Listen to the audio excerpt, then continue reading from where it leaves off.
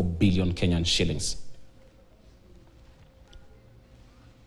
Now, still in banks, KCB Group PLC delivered strong financial results with profit after tax growing by 8% to 29.9 billion to, from 29.9 billion to 32.3 billion in the first year of 2025, driven by growth in earnings assets. The board of directors recommended an interim dividend of 2 shillings per share for the 2025 period and a further special dividend of 2 shillings per share. According to the group chief executive officer, Mr. Paul Russo, the group sustained its focus on deepening and leveraging regional scale to catalyze ongoing economic transformation and deliver value to shareholders. Elements that we are running on youth and women, particularly onto that mobile banking platform,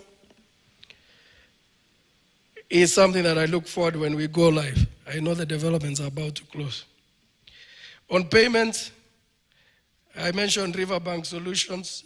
Though pending regulatory approvals, I think we are on the tail end of that, but already doing 2-3 meaningful things. Because I think it's important to understand Riverbank is not new to us. We've worked with Riverbank as a partner for the last 10 years. In fact, 11, because I found Riverbank as a partner. The balance sheet for H1 closed at just under 2 trillion, 1.969 to be precise, which is a 7% growth if you do like for like. Remember, we've talked about selling NBK. So NBK was in our balance sheet, the whole of our consolidated numbers, the whole of last year.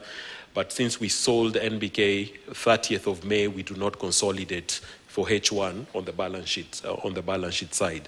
That goes to the new owner. Now, procurement